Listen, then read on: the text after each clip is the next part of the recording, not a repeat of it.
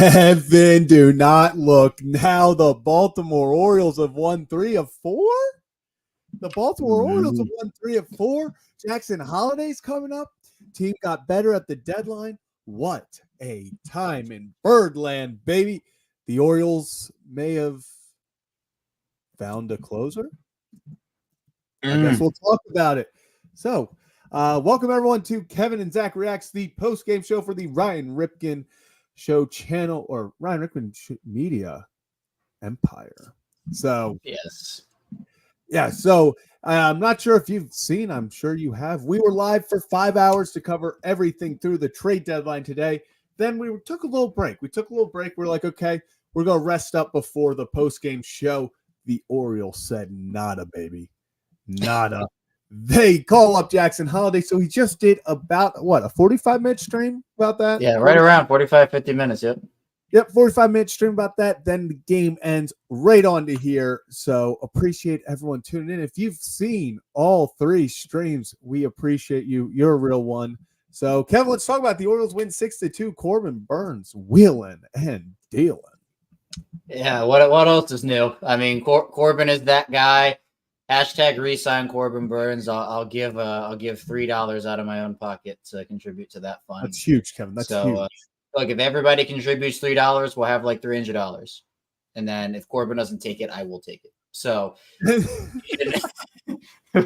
can guarantee someone will take this. Yes, you will be contributing to something. You just don't know what. But yeah, man, I mean, we talked about a couple days ago with the Eflin and Dominguez trade. We're like, man, the vibes were so good, but then they like weren't because the Orioles lost and it was just a disaster. Well, you get the trade deadline, you get Jackson coming up, you get a win. This is like an all-time vibes. I don't think people realize this is an all-time vibes night. 3 different things happening in the Orioles' favor for the most part. And look, that's all you can ask for. That's all you could ask for. Kevin, I'm not sure if you saw who I put as the thumbnail, but oh yeah, Ramon Arias fan favorite. Have yourself a day. That's how you know it's happening. And Kevin, oh my goodness, if it's not our old friend, the Philadelphia Phillies are down 5-4 in the bottom of the 9th against the New York Yankees, and they have men on first and second, 1 out.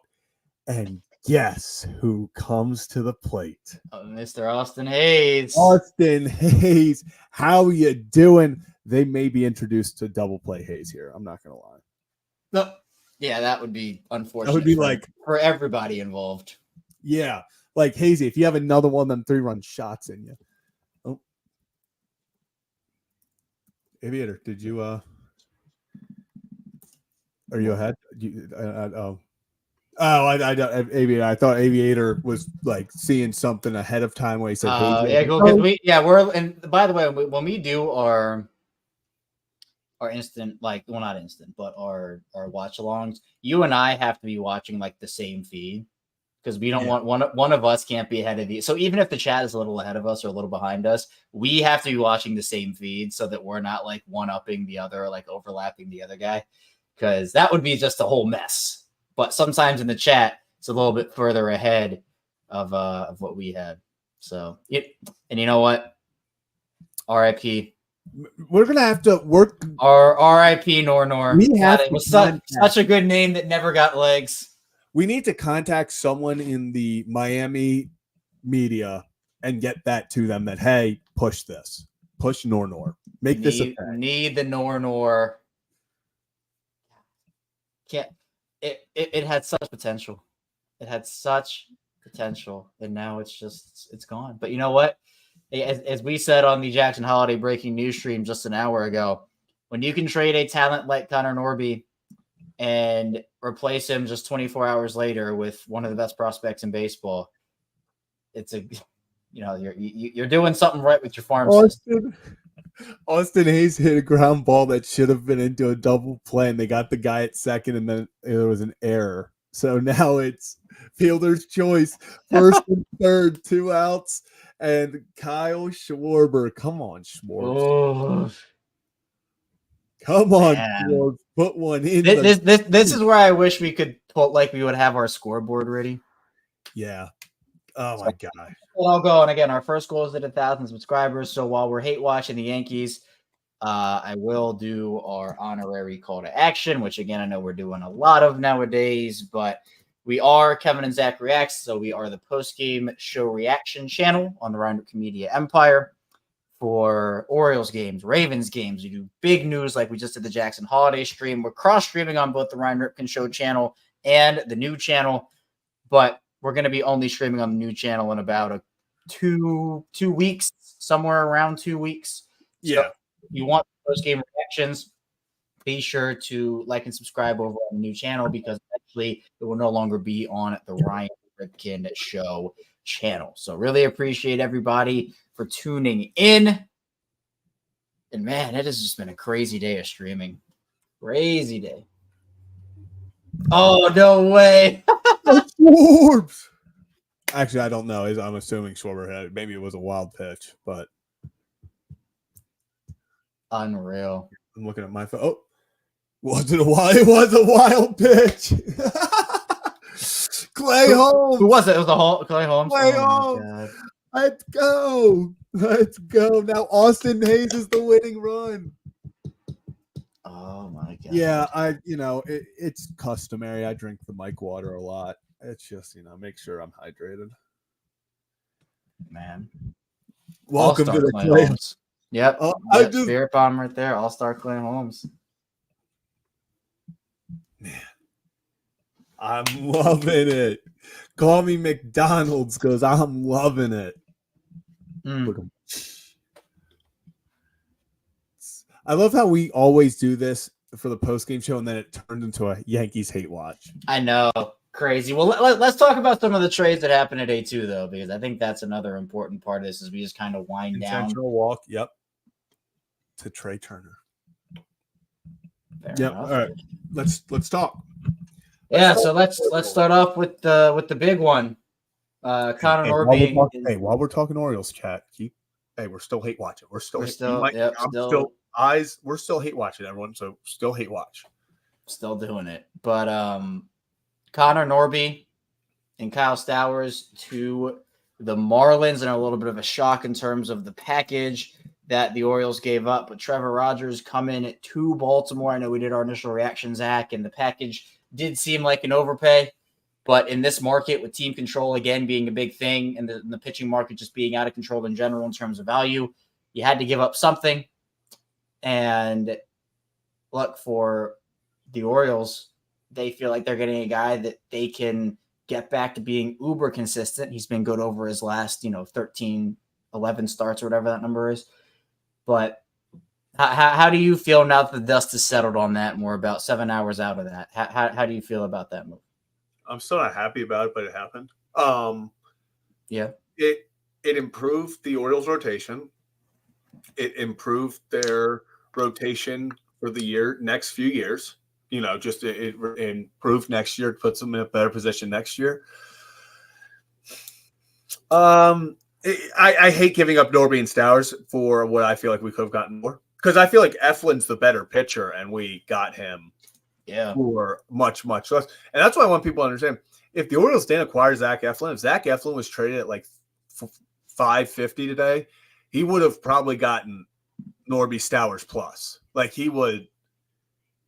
Did he just infield hit? Infield hit is Bryce Harper up. Yes. Bryce Harper up. Oh my God. Yo, did you see that one guy comment today in the stream where he's like, Ryan, you always do such a great job with commentary. And then he's like, I feel for Kevin having to. He was like, I hate how Kevin has to put up with Zach on the post-game show. What? Oh my God. You too, man. Jeez. He was like, Ryan, you always hit things on the head and give great analysis. But I absolutely hate how Kevin has to put up with Zach on the with number one fake reporter, Zach. Number one fake reporter. Don't you? Oh yeah, it, baby. But yeah, let's talk about with Rogers. They need a left-handed pitcher. I think they liked his ground ball rate. They actually, funny enough. So I want to give a shout out to Pigtown Sports. Did he put out a tweet about numbers? Put out a tweet about numbers. So let me get this because this makes it very interesting, Kevin. So Trevor Rogers since June 1st, righties are batting a 234. He's got a 383 ERA versus righties, but they have a 44% pull rate and a 47% fly ball rate. Interesting. That plays into the wall.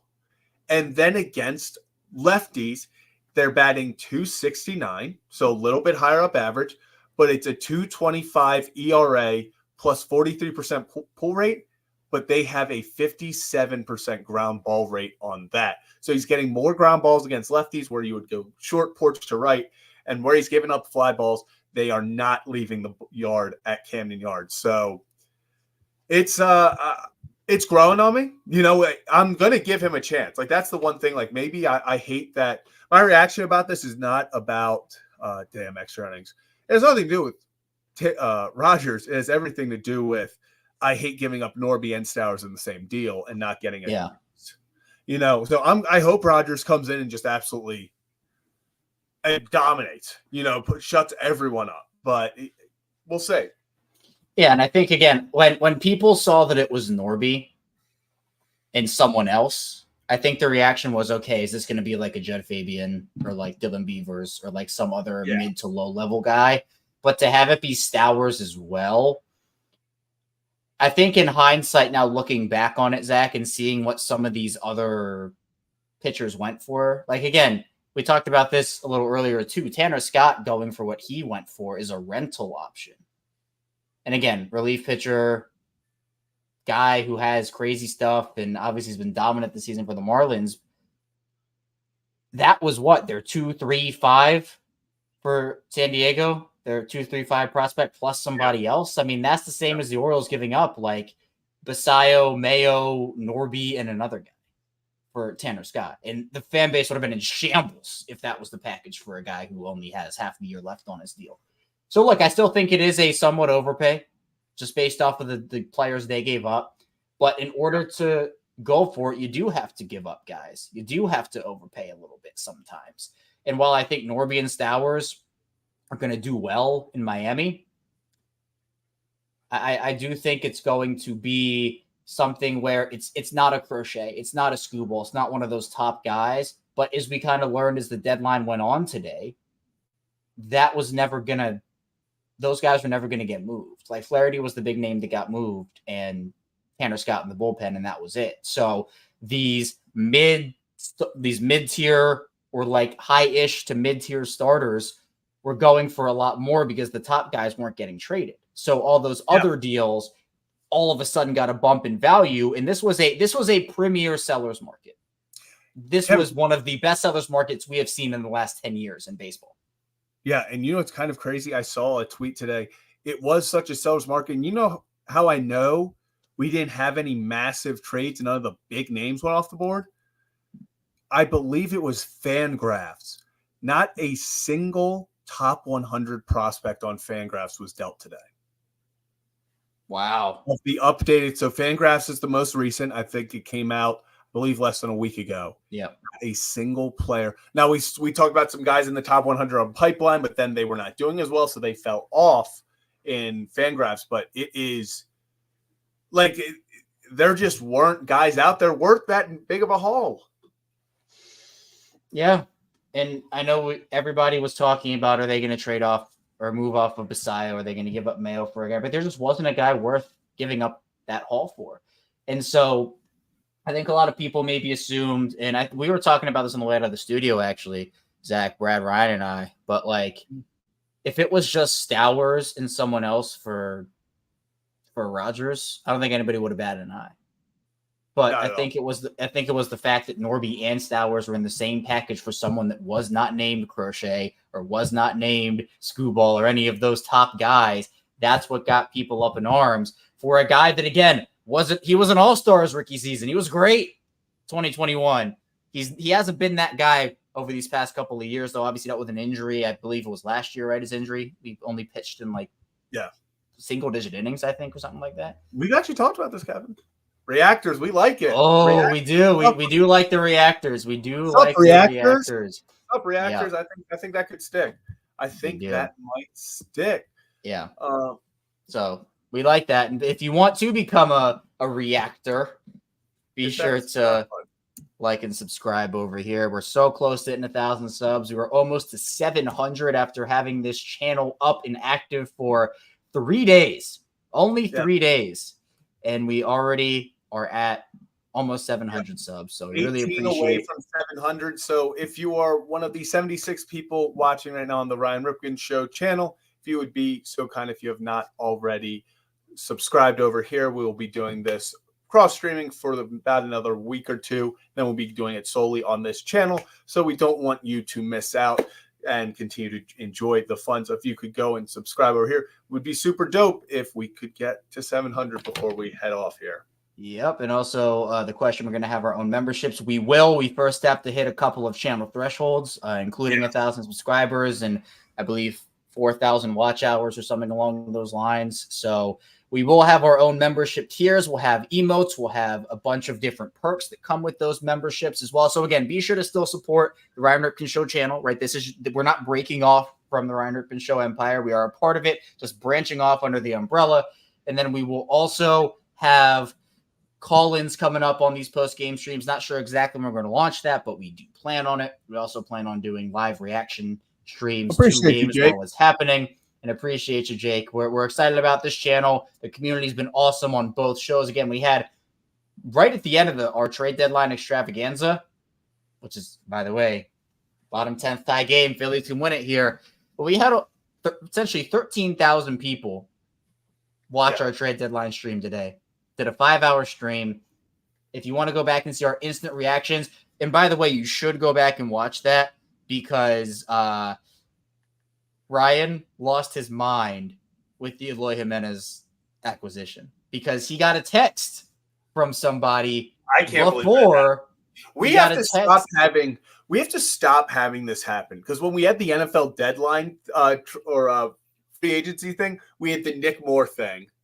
And now this time, so if you want to see news actually break unintentionally on the Ryan Ripken Show, check those out because the first one, we had Nick Moore accidentally text Will Lutz to congratulate him on his new deal with the Jaguars.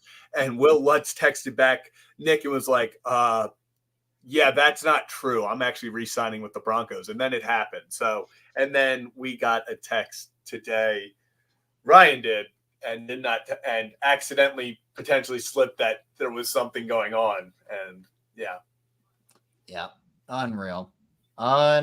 So that was great. Really appreciate everybody who tuned in. We'll be back again next year doing it, and many more to come there. Jackson asking, what are we seeing for the moves tomorrow? A couple guys got to have a place on the roster along with Holliday coming up. But here's the thing. The Orioles have 7 outfielders right now. That's too many outfielders. Yeah. Too many. Going to see guys DFA'd, and I would not be shocked if it's Pache. Sorry, I had to find the Yankees game on the TV. No, good. Yeah. I think it's got to be Pache, and it's got to be Slater. I mean, those are two. So yeah, Jackson Holliday. But well, now is Soto going to be DFA'd as well? Levon. Yeah. Levon. Yeah, like. There's no, especially now that Holliday, unless they DFA Arias, but I don't think that I am not expecting Arias to be DFA'd. No, I do not at all. So I'm sorry. I think what they're going to do is they're going to DFA. Who's the Reds outfielder again? Slater. They're going to DFA Slater. They're going to DFA Soto. And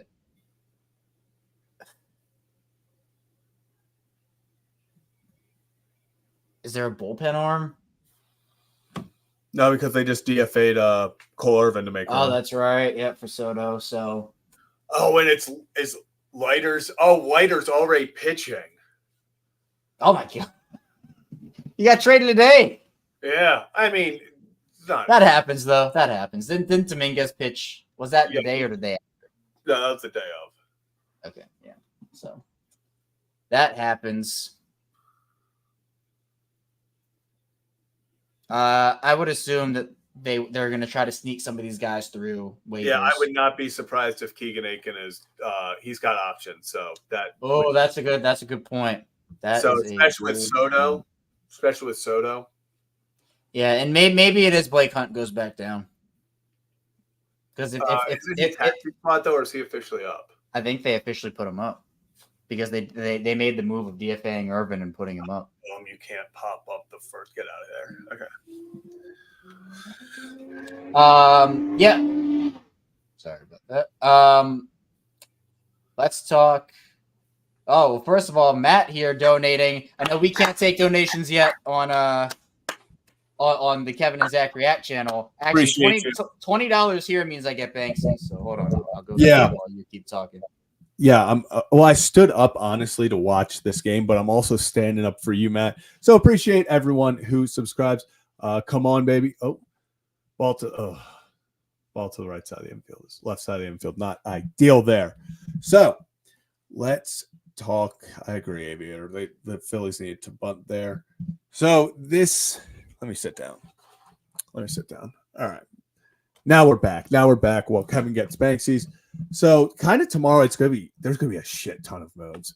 It's gonna be a shit ton of moves, and it's gonna be interesting to see. I don't know. I'm trying to think if I would agree Aiken's probably gone. I would agree.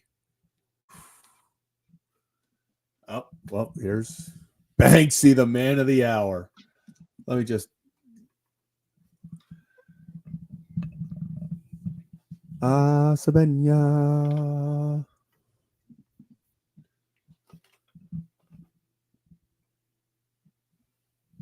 Sabenya.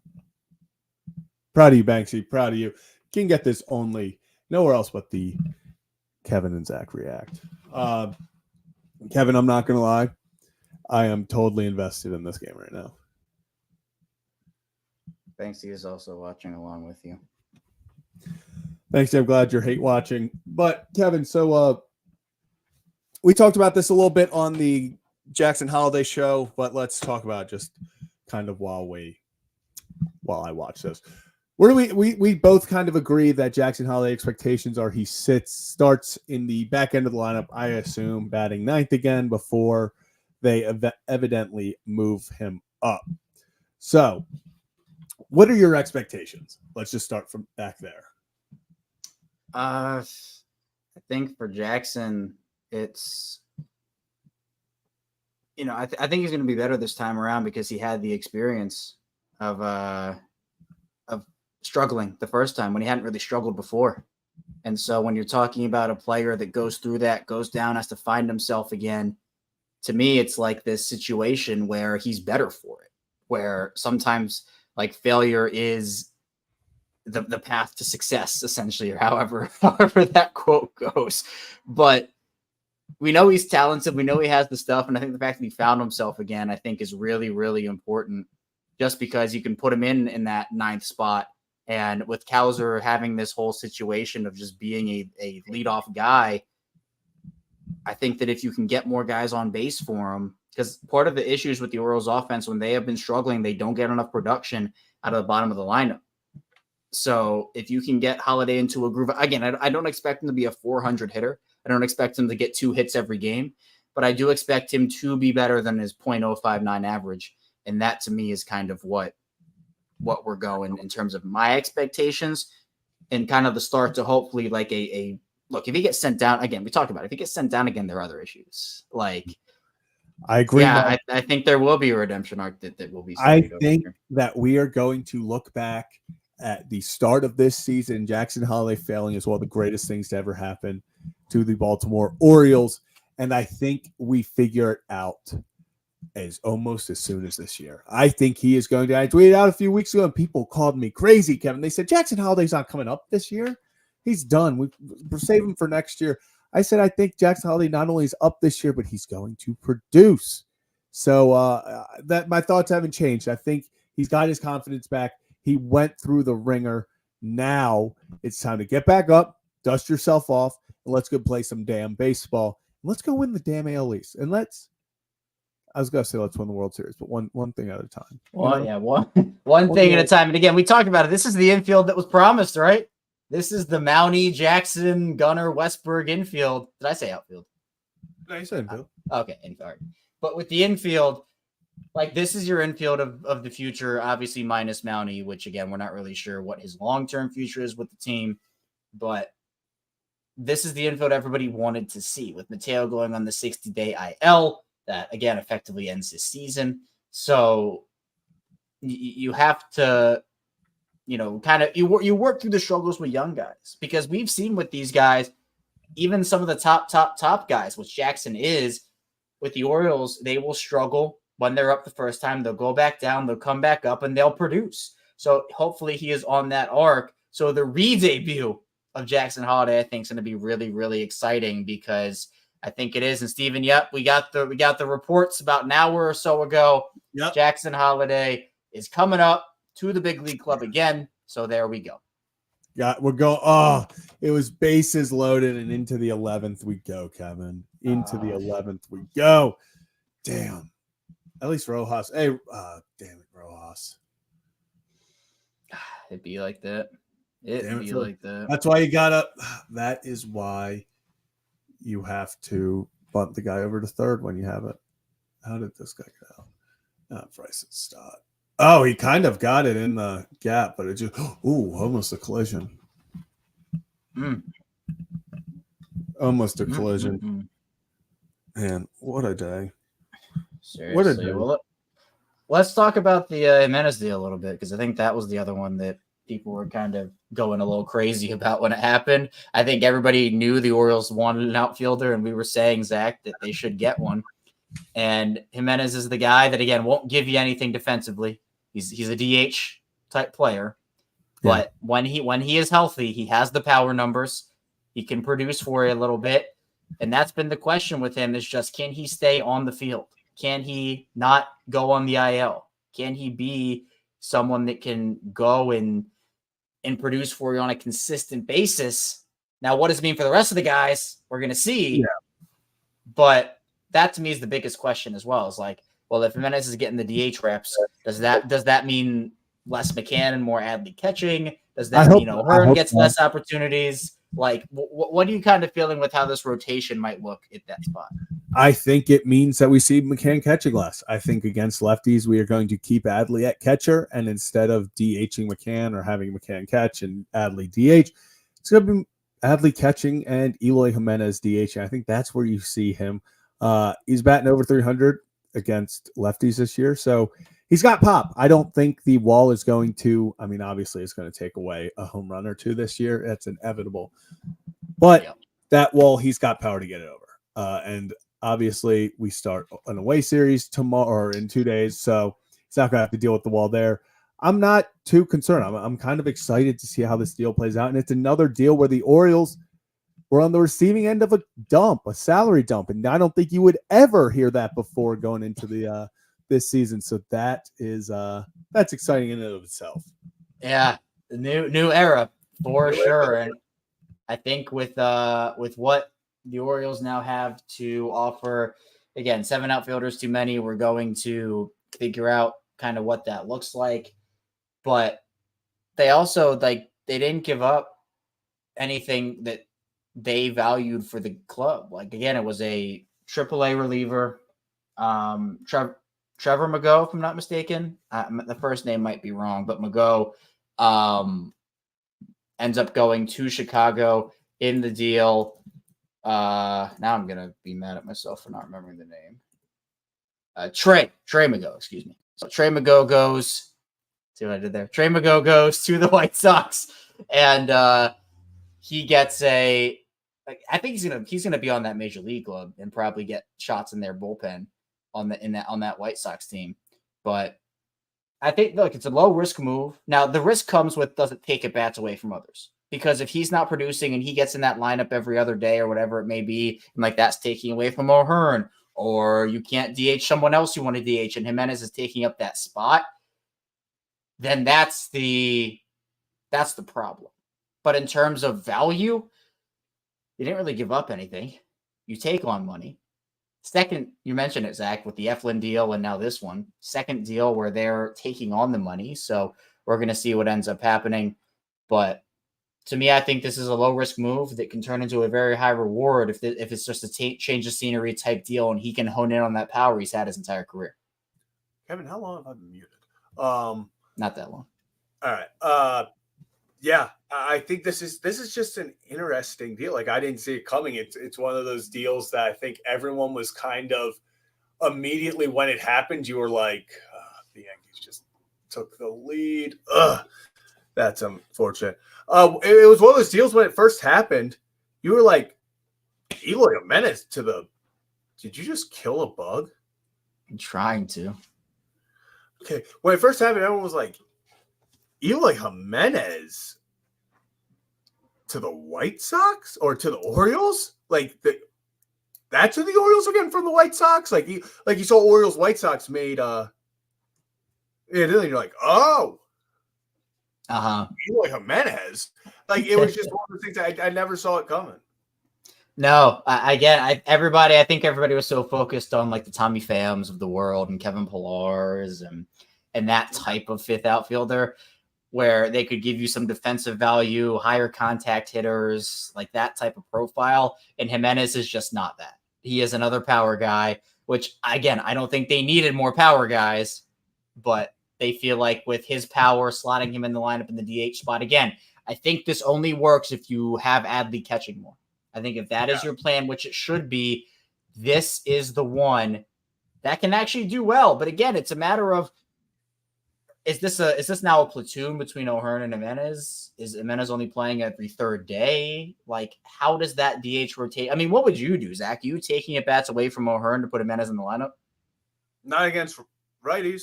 No. Yeah. He's a strictly and we do know the splits with Jimenez with lefties. It is better. Yeah. So. Yeah. And if you have a player put together of Eloy versus lefties and O'Hearn versus righties, that is a damn good DH spot. Yeah. I'm very happy with that. Yeah. Because we know that O'Hearn struggles against, he has been on the show. He's a friend of the show, Ryan Ripken's show, talking about how he just can't figure it out for some reason.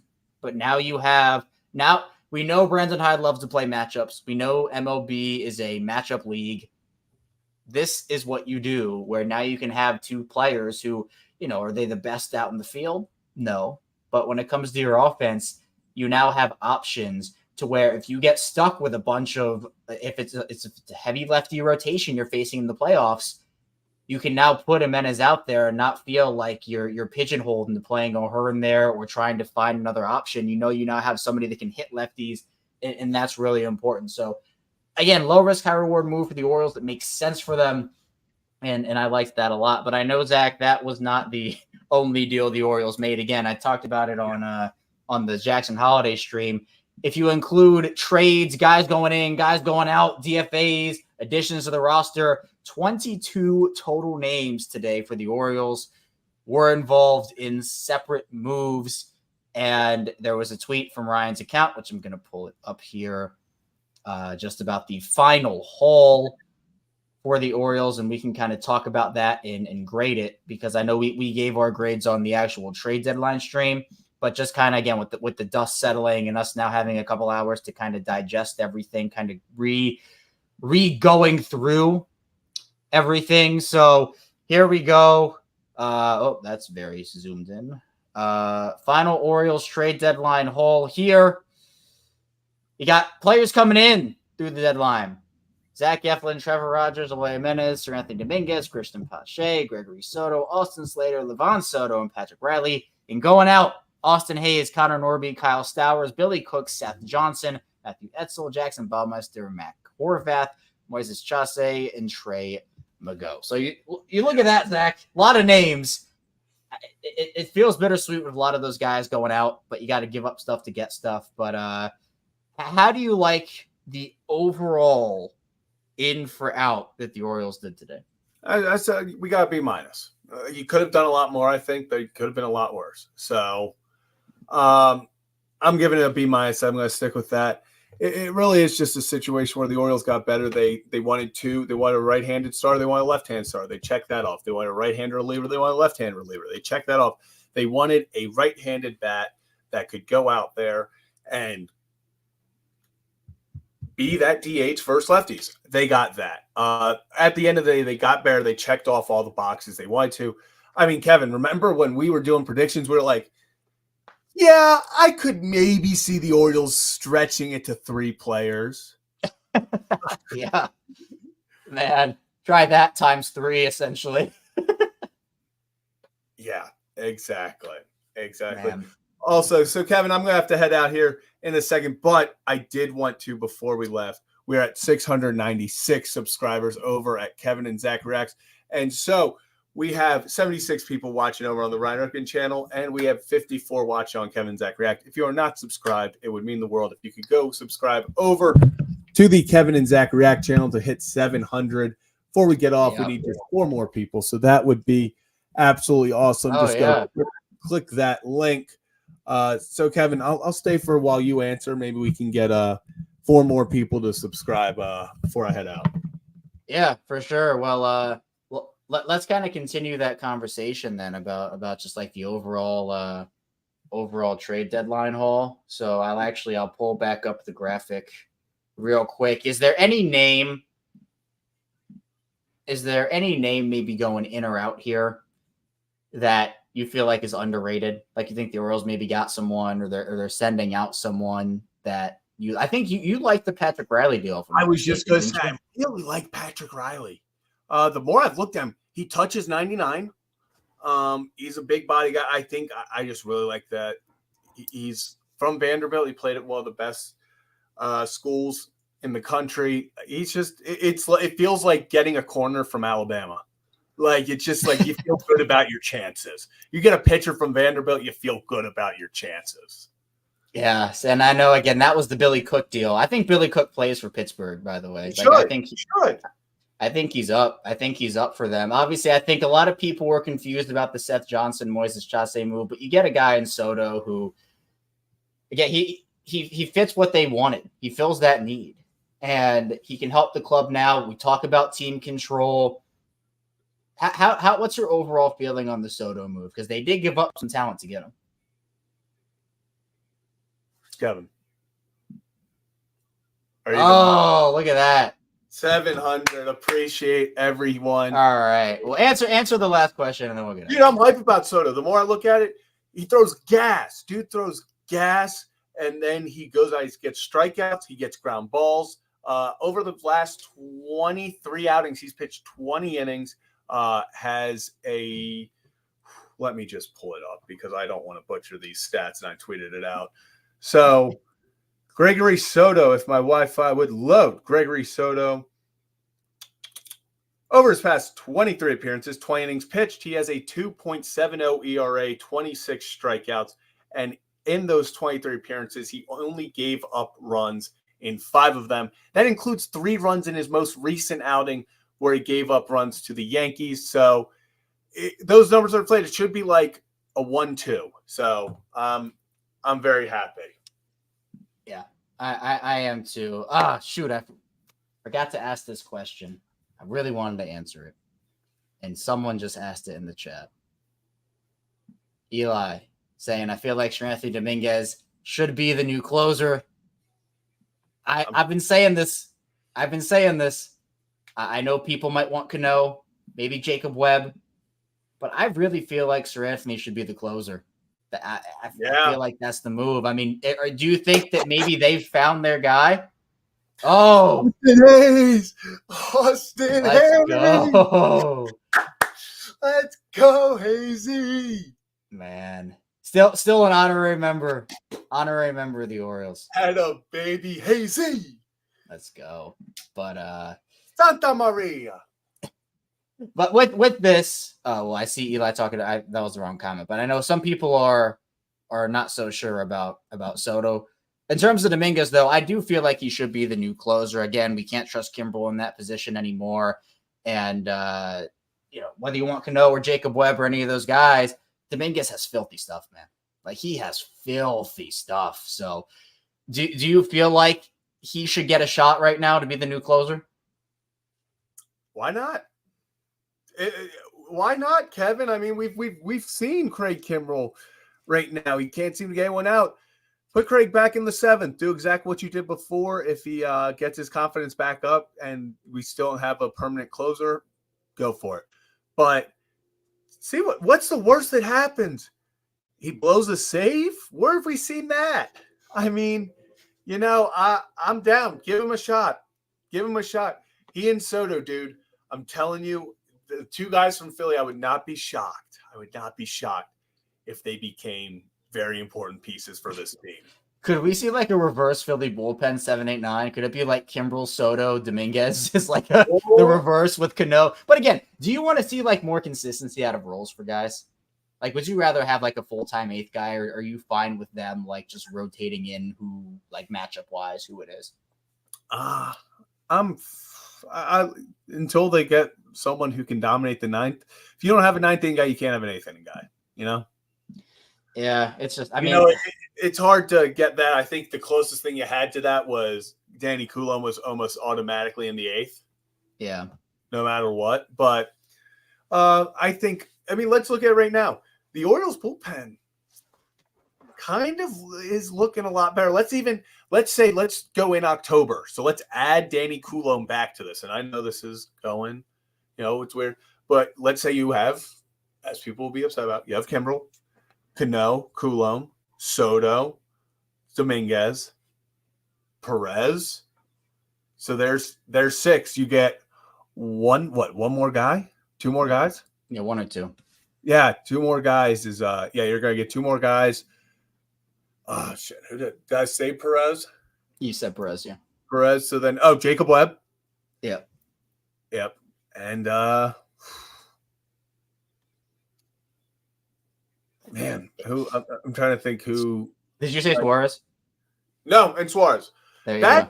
That's not bad. And usually in the playoffs, you would move Dean Kramer back there, or maybe you go and get another. But I'm not upset with that bullpen at all going into the playoffs. I'll tell you that. Yeah, I think they've improved. I think they have, again, maybe found their closer. So that to me is really important, because I think you just want consistency. And when you keep moving guys around, the closer role specifically, that can cause issues. I think you just want to have somebody, but Jeff puts it right here. They do have a lot of options in the bullpen, and guys that, again, the Orioles had a certain type this trade deadline, it felt like pitcher-wise, guys that maybe struggled at the beginning or in the middle portions of the year, but have really found it over the last couple of months in a guy like Rogers, in a guy like Dominguez, and you mentioned with Soto his numbers. So I feel like that's what they're banking on, is they can continue that momentum into September, into the playoffs, and that's the big part. But I would give Dominguez a shot as the closer. I think you have to at this point, because you can't trust Kimbrel in that role right now, unfortunately. I think you could give Cano or Webb a shot, and I wouldn't blame you if you wanted to do that. But to me, I think Dominguez is your best option at a consistent guy in the role, because he has the stuff for it. So now it's a matter of, can he execute that at a consistent level. So I'm not gonna lie, I need to leave, but at the same time, I am superstitious. I need to see if the Yankees lose. So, well, do you want to, because what is it, 2 outs now? Are you going to wait till this inning's over? Yeah, if this inning doesn't, if they don't win it in this inning, then I'm going to dip anyway. But I need to see if they can do it. So intentionally walk Harper. This could be an all-time reaction right here. I know. Man, chat's just going crazy. Well, while we're waiting again, I'll put the link one more time just so we can maybe get a couple more subscribers before we head on out here. Subscribe to the Kevin and Zach React channel, where we'll be doing all the Kevin and Zach reaction shows, post-game streams for the Orioles and Ravens instant reaction. We'll have live call-ins. We'll have live game streams as well. Once we get to the specific thresholds, we'll have watch parties, and we'll do memberships and emojis and everything that's involved. And again, be sure to support the Ryan Ripken Show as well. We go live Mondays and Thursdays. We're going to Annapolis tomorrow to the Stateside Cup. Have some great content coming out of that too. I'm going to embarrass Ryan on the soccer field, so that'll be fun. And Ryan will hit the crossbar again, so I'm confident that we can have that. I'm guessing they didn't. Headed to the 12th. Yeah. All Well, right, they're using their bullpen. they're using the bullpen. All right, guys, I'm out of here. Yeah, we'll end the stream here. Be sure. Well, look, I'm sure Zach, you're still going to be watching. Oh, I will still be watching. Don't you worry, guys. So be sure to keep it locked on Zach's Twitter to get all the Yankees. The Yankees hate watching updates because I know Zach will be going crazy if exactly. They lose. So. Let me see the vote. Oh, it was a decent pitch too. Oh, it was a beautiful play by Grisham. I can't even be upset. All right, everyone. We'll catch you later. That'll do it for another episode of Kevin and Zach Reacts. We'll be back tomorrow. Orioles win. Orioles win 3 of 4, baby. Are the O's back?